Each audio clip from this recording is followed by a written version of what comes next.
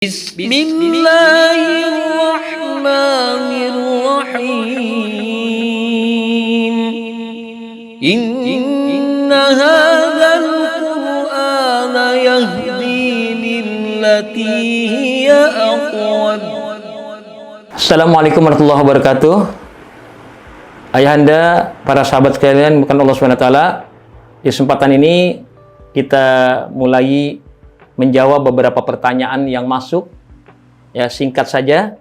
Pertanyaannya adalah bagaimana hukum seseorang yang sedang bertugas kemudian datang waktu Jumat sementara dia harus bertugas, ya, dan tugasnya itu sepertinya agak sulit untuk ditinggalkan.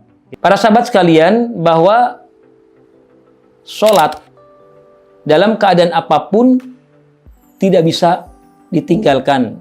Ya, sholat itu kewajiban yang dia tidak bisa ditinggalkan. Tidak ada uzur orang meninggalkan sholat, ya, kecuali uzur yang syar'i saja, uzur yang dibenarkan, ya, seperti wanita dalam keadaan haid atau nifas, nah, maka dia tidak diwajibkan untuk melaksanakan sholat, ya. Atau orang yang sedang berjunub, dia tidak wajib sholat sebelum dia mensucikan dirinya terlebih dahulu. Namun hal-hal yang lain, maka dia tidak bisa meninggalkan sholat, apapun alasannya. Kalau kasus seperti bagaimana hukumnya sholat Jumat sementara dia sedang bertugas, maka jawabannya seandainya tugasnya itu sangat penting, maka boleh diganti dengan sholat zuhur. Ya, misalnya seorang yang harus berjaga untuk keamanan yang sangat penting. Kalau seandainya tidak ada yang menjaga, maka dikhawatirkan keamanannya tidak akan terjamin. Maka dia tidak dianjurkan untuk melaksanakan sholat Jumat. Ya. Nah, kemudian dia harus mengganti dengan sholat zuhur seperti biasa. Ya.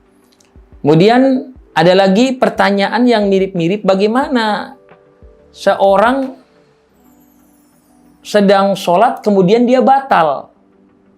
Seorang yang sedang sholat kemudian dia batal dalam sholatnya, atau berhadas, misalnya buang angin, sementara posisi dia sedang berada pada shop yang depan, ya, sehingga kalau dia keluar dari sholatnya maka harus melangkahi begitu banyak orang, ya, karena misalnya kebetulan masjidnya sangat ramai saat itu, sholat berjamaah sangat ramai, sementara dia berada di posisi depan.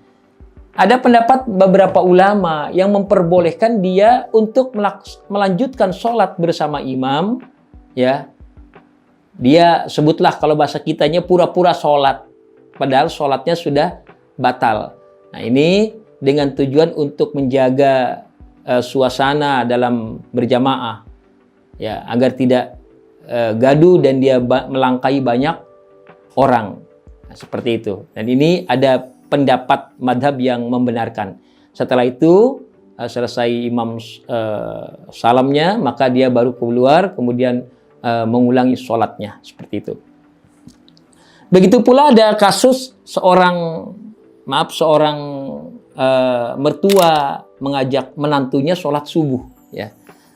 Ini ada pertanyaan seperti itu, kebetulan mungkin sedang berkunjung atau memang tinggal satu rumah, ya. Mertuanya mengajak dia untuk sholat subuh, sementara dia dalam keadaan berjunub, ya, belum mandi janabah, ya. Maka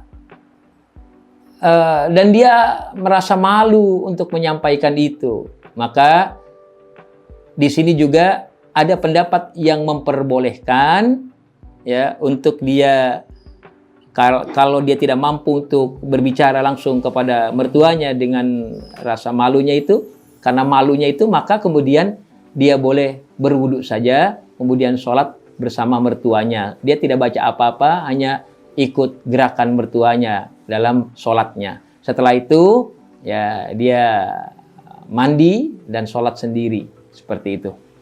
Nah, demikian, mudah-mudahan bisa dipahami. Assalamualaikum warahmatullahi wabarakatuh.